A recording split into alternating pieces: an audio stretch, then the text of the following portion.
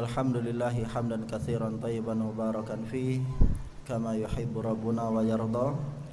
Asyhadu an la ilaha illallah wahdahu la syarikalah wa asyhadu anna Muhammadan abduhu wa rasuluh sallallahu alaihi wasallam. Bapak Ibu, para santri yang dirahmati oleh Allah Subhanahu wa taala, alhamdulillah pada malam hari ini kita masih diberikan kesempatan oleh Allah Subhanahu wa taala untuk bermuajahah, bermajelis. Kata Rasul sallallahu alaihi wasallam, "Majtama'a qaumun fi baitin min buyutillah yatluna kitaballah wa yatadarasuna bainahum illa nazalat alaihimus sakinah wa ghasyiyatuhumur rahmah wa hafathumul malaikah wa dzakarahumullahu fi man 'indah." Tidaklah sekelompok kaum yang duduk-duduk di dalam masjid kemudian mereka saling belajar membaca kitabullah illa nazalat alaihimus sakinah, kecuali akan turun kepada mereka as-sakinah, rasa ketenangan. Salawat dan salam senantiasa tertuju kepada Rasulullah sallallahu alaihi wasallam. Insyaallah pada malam hari ini kita lanjutkan lagi kajian tafsir juz amma kita. Kasih ya. Kemarin sudah masuk dalam tafsir surah Al-Kafirun. Insyaallah malam ini kita masuk dalam surah Al-Kautsar. Surah apa? Al-Kautsar. Baik. Allah Subhanahu wa taala berfirman, "A'udzu billahi minasyaitonir rajim. Bismillahirrahmanirrahim. Inna a'tainakal kautsar. Fashalli lirabbika wanhar. Inna syani'aka huwal abtar." Kata Allah Subhanahu wa taala, "Inna a'tainakal kautsar." Sesungguhnya kami telah berikan kepada engkau wahai Muhammad al-Kautsar. Fashalli lirabbika wanhar. Maka dengan sebab itu maka salatlah untuk Rabbmu, wanhar, dan berkurbanlah. Inna syani'aka huwal abtar. Sesungguhnya orang yang membencimu dia adalah orang yang terputus. Jamaah yang dirahmati oleh Allah Subhanahu wa taala, kita tahu bahwasanya surah Al-Kautsar merupakan surah yang ke-108 dan terdiri dari 3 ayat. Sebahagian ulama mengatakan bahwasanya surah Al-Kautsar ini adalah surah Makkiyah. Ini merupakan pendapat jumhur ulama, termasuk di dalamnya juga pendapat dari sahabat Rasulullah SAW, yakni Abdullah bin Abbas. Dan sebahagian lain mengatakan bahwasanya surah Al-Kautsar ini adalah surah Madaniyah. Akan tetapi wallahu alam, insyaallah yang lebih mendekati kebenaran bahwasanya surah Al-Kautsar adalah surah Makkiyah. Wallahu alam. Dan surah Al-Kautsar ini jamaah yang dirahmati oleh Allah Subhanahu wa taala bercerita tentang nikmat-nikmat yang Allah Subhanahu wa taala berikan kepada Rasulullah sallallahu alaihi wasallam. Jadi isinya tentang nikmat yang Allah Subhanahu wa taala berikan kepada Rasulullah sallallahu alaihi wasallam. Allah Subhanahu wa taala berfirman, "Inna a'tainakal kautsar." Sesungguhnya kami telah berikan kepadamu wahai Muhammad al-Kautsar, nikmat yang banyak. Di dalam kitab tafsir Al-Muyassar yang merupakan salah satu kitab tafsir yang paling ringkas, dijelaskan makna dari ayat pertama ini, "Inna a'tainaka ayyuhan nabi khairan katsiran fid dunya wal akhirah. Wa min dzalikal khair yakni nahrul kautsar, afwan. Sesungguhnya kami telah berikan kepada engkau wahai nabi kebaikan yang banyak, baik kebaikan di dunia maupun kebaikan di akhirat. Wa min dzalikal khair, dan di antara kebaikan tersebut nahrul kautsar adalah Allah Subhanahu wa taala berikan kepada Rasulullah sallallahu alaihi wasallam berupa sungai Kautsar, telaga Kautsar Nanti kita akan cerita tentang Telaga Kautsar. Jamaah yang dirahmati oleh Allah Subhanahu wa taala, Rasulullah sallallahu alaihi wasallam diberikan oleh Allah Subhanahu wa taala nikmat yang banyak. Rasulullah sallallahu alaihi wasallam diberikan oleh Allah Subhanahu wa taala kebaikan yang banyak. Diberikan oleh Allah Subhanahu wa taala Telaga Al-Kautsar. Dan nikmat tersebut alhamdulillah ternyata juga dirasakan oleh umatnya. Maka beruntunglah kita yang menjadi umat Rasulullah sallallahu alaihi wasallam. Di akhirat kelak, pada yaumul qiyamah, yaumul akhir, umat Islam akan minum dari sungai Al-Kautsar, Telaga Al-Kautsar. Ini adalah minuman yang diimpi-impikan, ya, yang diimpi-impikan, yang itu khusus untuk umat Rasulullah sallallahu alaihi wasallam. Ini diantara kebaikan Allah Subhanahu wa taala kepada Rasulullah sallallahu alaihi wasallam, dan kita pun ikut merasakannya. Apalagi kebaikan yang Allah Subhanahu wa taala berikan kepada Rasul sallallahu alaihi wasallam. Di antaranya Allah berikan kebaikan kepada Rasulullah sallallahu alaihi wasallam, yakni al-maqam al-mahmud, kedudukan yang terpuji di surganya Allah Subhanahu wa taala. Rasulullah sallallahu alaihi wasallam punya kedudukan yang agung, kedudukan yang tinggi di sisi Allah Subhanahu wa taala, yang mana surga tidak akan dibuka kecuali yang membukanya adalah Rasulullah sallallahu alaihi wasallam. Kemudian di antara kebaikan yang lain yang Allah Subhanahu wa taala berikan kepada Rasulullah sallallahu alaihi wasallam, yang ini merupakan harapan kita untuk mendapatkannya, adalah asy-syafa'atul ummah. Apa itu? Syafaat untuk umatnya. Kita nanti jamaah, para santri yang dirahmati oleh Allah Subhanahu wa taala, yakin atau tidak yakin, harus yakin kita akan dikumpulkan oleh Allah Subhanahu wa taala di padang mahsyar. Rasulullah sallallahu alaihi wasallam mengatakan, yuhsyarun nas yaumal qiyamah hufatan uratan. Manusia tersebut dalam keadaan uratan, tanpa pakaian. Ya, jadi dikumpulkan. Seluruh manusia dikumpulkan oleh Allah Subhanahu wa taala tanpa pakaian. Pak, kalau seperti itu bisa lihat enggak? Tidak ada waktu dan tidak ada keinginan untuk saling melihat pada saat itu. Ya. Tidak ada waktu dan tidak ada keinginan untuk saling melihat. Semuanya berkumpul ghurlan, dan dalam keadaan belum disunat. Belum disunat. Yang udah disunat nanti ada lagi, tenang aja ya. Pada yaumul qiyamah. Ya. Jamaah yang dirahmati oleh Allah Subhanahu wa taala, kita semua di padang mahsyar nanti ketika dibangkitkan oleh Allah Subhanahu wa taala akan menunggu dengan penungguan yang sangat lama. Kita akan menanti dengan penantian yang sangat lama, yang sangat melelahkan, dengan matahari yang didekatkan oleh Allah Subhanahu wa taala sejauh 1 mil, yang sangat panas. Dan manusia pada saat itu akan tenggelam dengan keringatnya,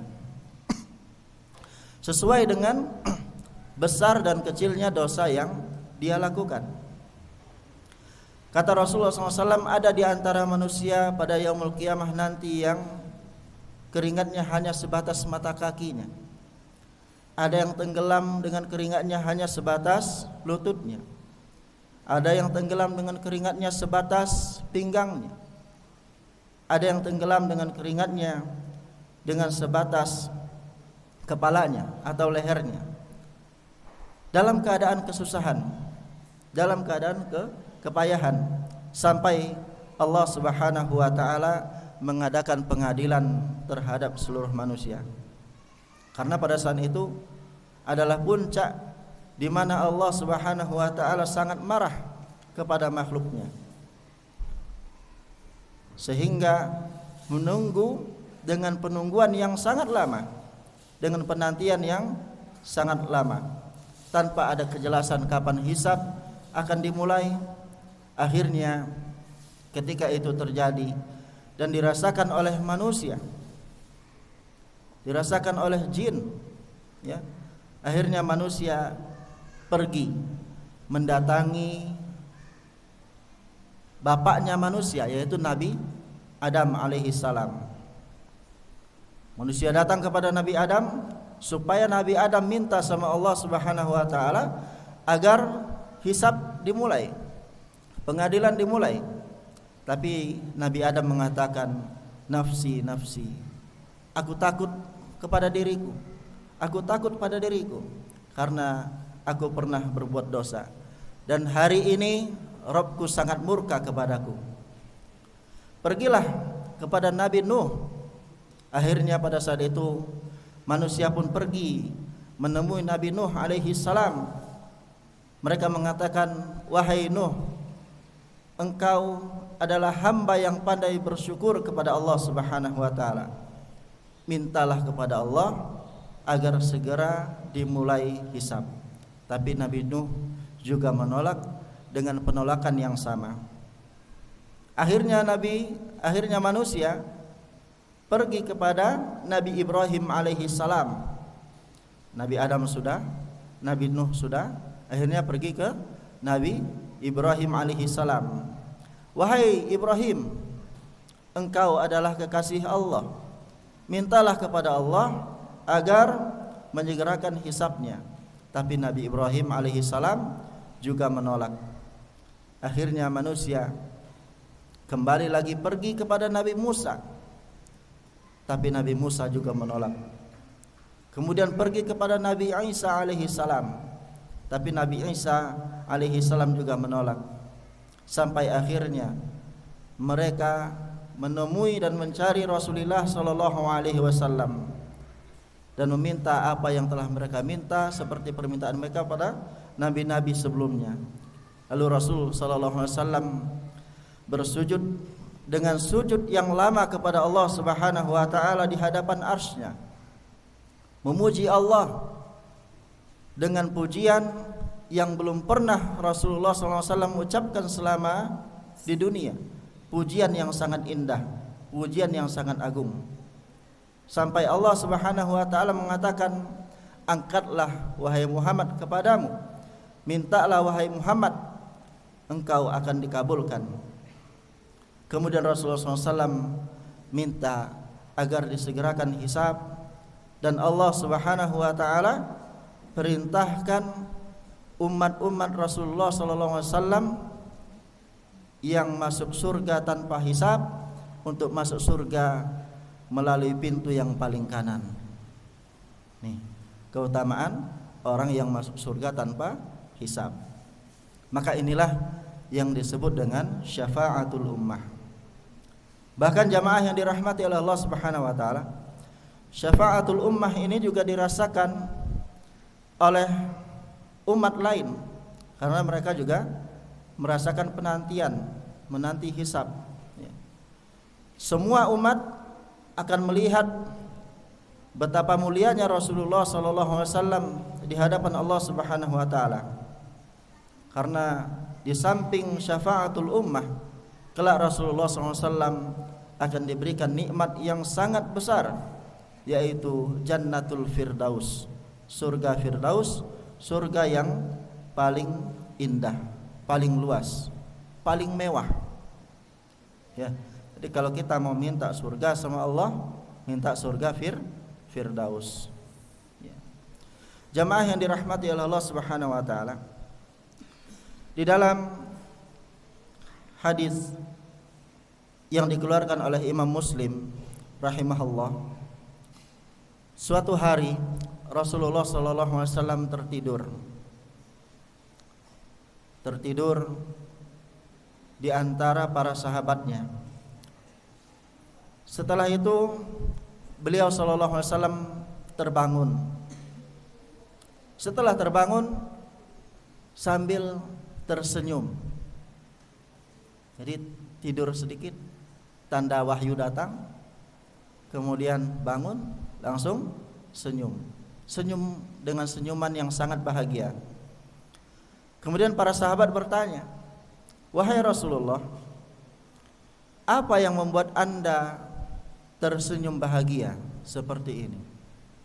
Maka Rasulullah SAW mengatakan, "Baru saja turun kepadaku sebuah firman dari Rabbku, Inna a'tainakal kautsar al-kautsar fasalli li rabbika wanhar."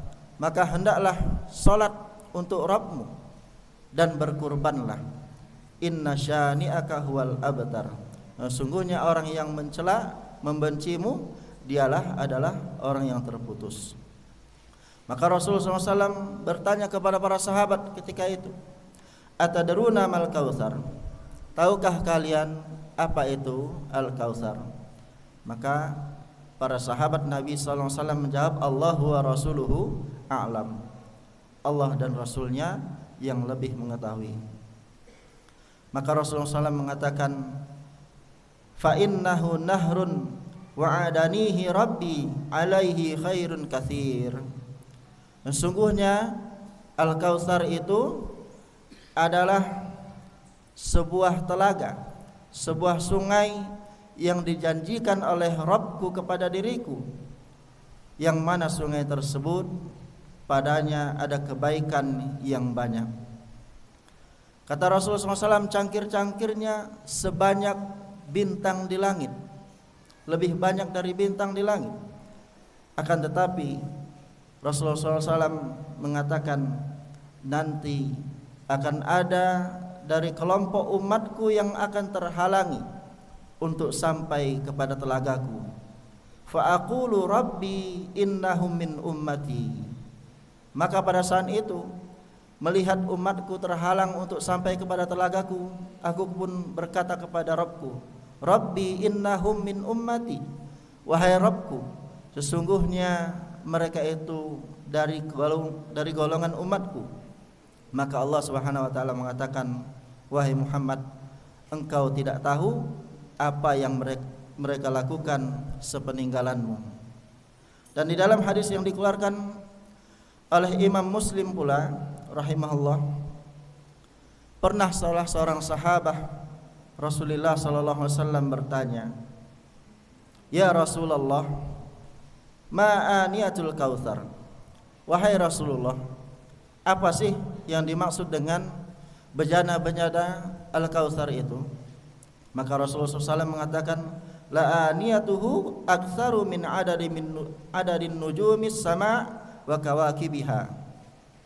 Sungguh, kata Rasulullah SAW, bejana-bejana al-kautsar itu lebih banyak dari jumlah bintang yang ada di langit dan benda-benda yang ada di langit.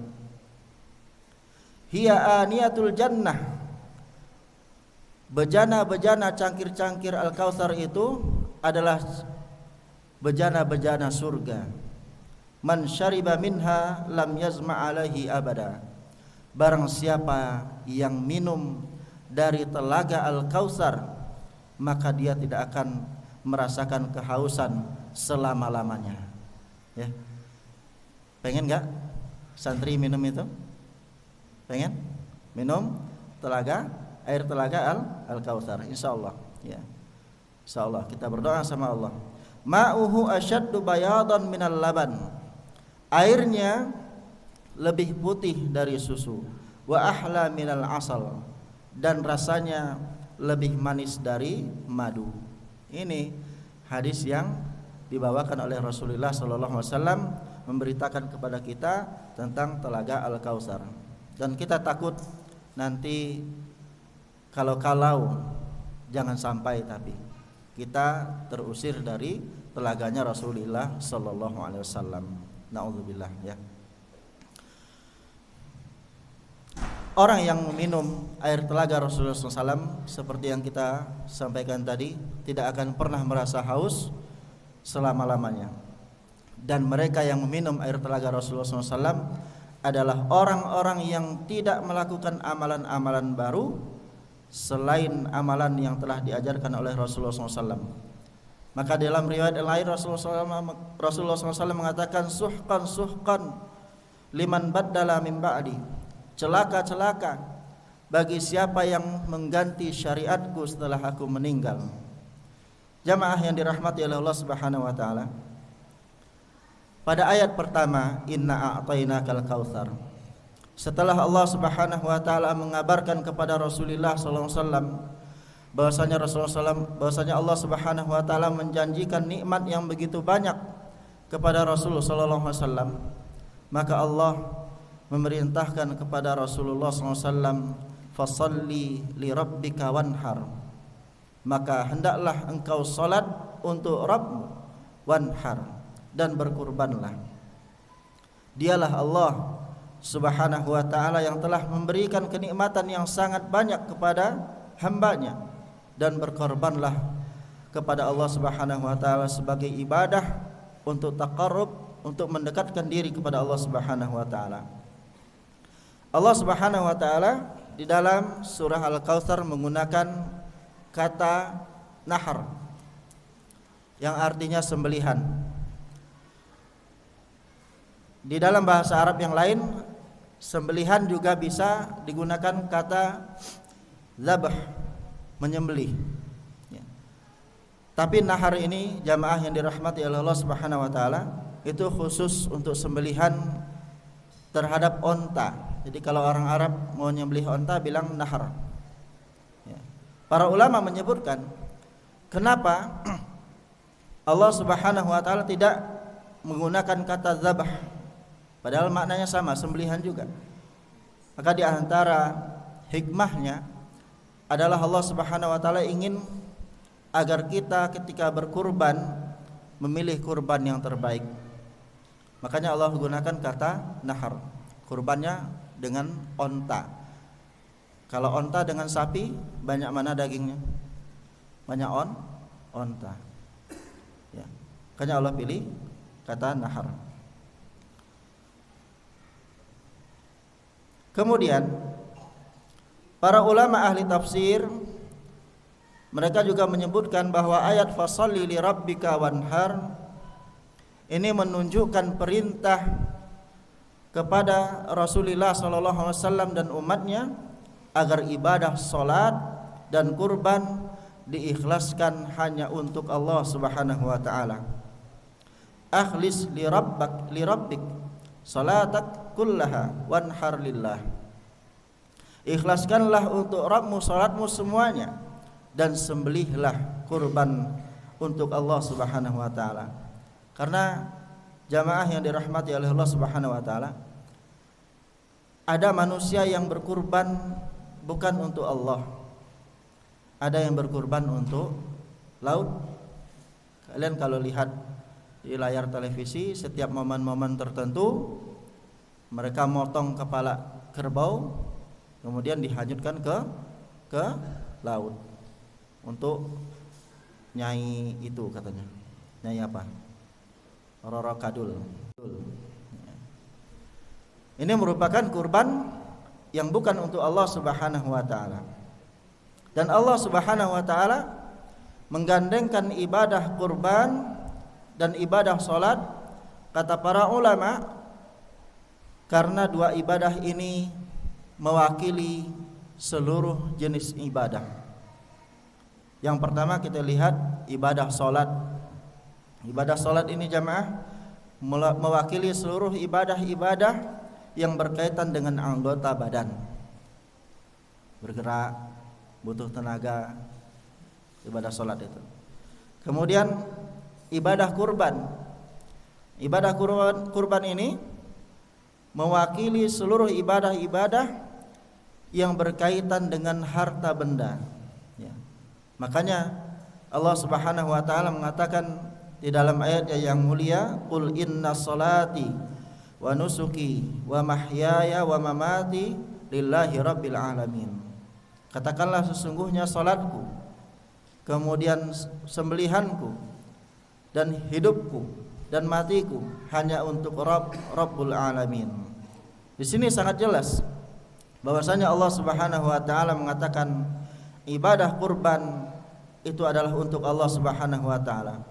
Jadi siapa saja yang berkurban untuk selain Allah, untuk gunungkah atau untuk lautkah, untuk pohon yang keramat katanya, untuk kuburan dan sebagainya, atau bahkan untuk gunung Merapi ya, atau gunung selain Merapi, maka pada hakikatnya dia telah menyekutukan Allah Subhanahu wa taala, mempersembahkan sembelihan kepada selain Allah Subhanahu wa taala. Oleh karenanya Rasulullah SAW mengatakan la'anallah man dzabaha li ghairillah. Semoga Allah Subhanahu wa taala melaknat orang yang menyembelih untuk selain Allah Subhanahu wa taala. Dan di dalam hadis yang lain Rasulullah SAW mengingatkan kepada kita tentang bahayanya mempersembahkan sesuatu atau menyembelih sesuatu untuk selain Allah, sekecil apapun. Saya akan bacakan hadisnya. Rasulullah SAW mengatakan dakhalal jannah rajulun fi dzubabin wa dakhalan nar rajulun fi dzubabin. Kata Rasulullah SAW, masuk surga seorang laki-laki dengan sebab seekor lalat, dan masuk neraka seorang laki-laki dengan sebab seekor lalat. Faqalu ya Rasulullah, kaifa dzalika ya Rasulullah? Para sahabat ketika itu bertanya, wahai Rasulullah, bagaimana itu bisa terjadi? Seorang masuk surga dengan sebab seekor lalat dan masuk neraka dengan sebab seekor lalat. Maka Rasulullah SAW mengatakan, marra rajulan ala qaumin lahum sanam la yajuzuhu ahadun hatta yuqarriba lahu syai'an. Ada dua orang pemuda yang dia melewati sebuah kaum yang mana kaum tersebut memiliki berhala. La yajuzuhu ahadun hatta yuqarriba lahu syai'an. Kaum tersebut tidak membolehkan seorang pun melalui kaum masuk ke dalam kampungnya, kecuali seorang yang akan masuk tersebut mempersembahkan atau mengorbankan kepada berhala tersebut sesuatu. Faqalu li ahadihima, maka kaum tersebut mengatakan kepada salah seorang di antara keduanya, qarrib, kurbankanlah. Maka orang ini mengatakan, laisa indi syai'un uqarrib, aku enggak punya sesuatu untuk dikorbankan. Qalu lahu, maka mereka pun mengatakan kepada laki-laki tersebut, qarrib walau dzubaban, kurbankanlah walau hanya seekor lalat. Faqarraba dzubaban fakhallu sabilahu fadakhalan nar. Maka akhirnya si laki-laki ini mempersembahkan, mengorbankan seekor lalat kepada berhala tersebut, dan orang kampung tersebut membiarkan dia masuk ke dalam kampungnya. Tapi apa yang terjadi? Fadakhalan nar, dia, kata Rasulullah SAW, masuk ke dalam jurang api neraka. Wa qalu li ahadihima, atau wa qalu lil akhar, mereka lagi mengatakan kepada salah seorang yang satunya, qarrib, kurbankanlah walaupun seekor lalat. Maka orang ini mengatakan, ma kuntu liuqarriba li ahadin syai'an dunallah, aku enggak akan mengorbankan sesuatu kecuali hanya untuk Allah Subhanahu wa taala, selain untuk Allah Subhanahu wa taala. Fadarabu unuqah, akhirnya lehernya dipenggal, fadakhalal jannah, dan dia pun masuk ke dalam surga. Nih, dengan sebab seekor lalat bisa menyebabkan kita menjadi atau berlaku syirik kepada Allah Subhanahu wa taala, apalagi dengan kepala sapi atau kepala kerbau yang dipersembahkan kepada selain Allah Subhanahu wa taala. Jamaah yang dirahmati oleh Allah Subhanahu wa taala. Para ulama tafsir mereka mengatakan pada ayat kedua surah Al-Kautsar ini, fasholli li rabbika wanhar, maka kalau kita terjemahkan sederhananya adalah fa itu maka dirikanlah salat. Ini menunjukkan kepada kita seakan-akan Allah Subhanahu wa taala ingin menyampaikan kepada Rasulullah sallallahu alaihi wasallam dan umatnya, karena Allah Subhanahu wa taala telah memberikan nikmat yang banyak kepada Rasulullah sallallahu alaihi wasallam dan umatnya, maka salatlah, maka berkurbanlah, maka beribadahlah hanya untuk Allah Subhanahu wa taala, bukan untuk yang lain. Dan Allah Subhanahu wa taala gabungkan dua ibadah ini, yaitu ibadah kurban dan ibadah salat, sebagai isyarat bahwa kita adalah makhluk yang lemah di sisi Allah Subhanahu wa taala, dan Allah Subhanahu wa taala adalah zat yang maha kuasa. Sehingga dengan salat, wajah yang kita jaga kehormatannya, kita sungkurkan di hadapan Allah Subhanahu wa taala di atas tanah. Ini adalah bentuk penghambaan yang luar biasa, bentuk penghambaan yang terbesar yang kita lakukan kepada Allah Subhanahu wa taala. Dan ini tidak boleh dilakukan kepada sesama makhluk, harus kepada Allah Subhanahu wa taala.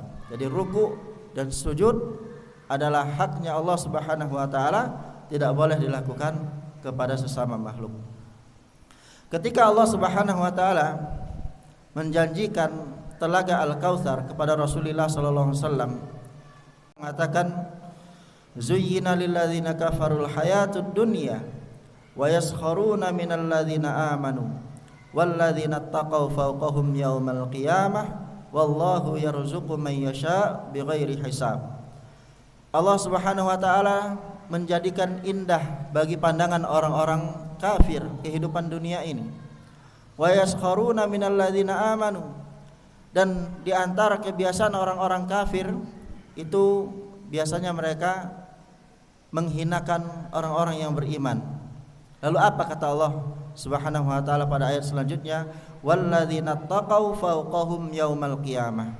Orang-orang yang bertakwa kepada Allah, mereka derajatnya akan berada di atas orang-orang kafir nanti pada hari kiamat. Wallahu yarzuqu man yasha bighairi hisab. Jamaah yang dirahmati oleh Allah Subhanahu wa taala, para ulama tafsir juga mengatakan bahwa perintah Allah Subhanahu wa taala kepada Rasulullah sallallahu alaihi wasallam dan umatnya untuk salat, untuk kurban dan lain sebagainya, itu sebagai isyarat agar kita tidak memperdulikan cercaan celaan orang-orang yang berada di luar Islam, dan kita harus fokus dengan apa yang ada pada diri kita, fokus dengan mendekatkan diri kepada Allah Subhanahu wa taala. Itu ayat yang kedua. Inna a'tainakal kautsar fasholli li rabbika wanhar.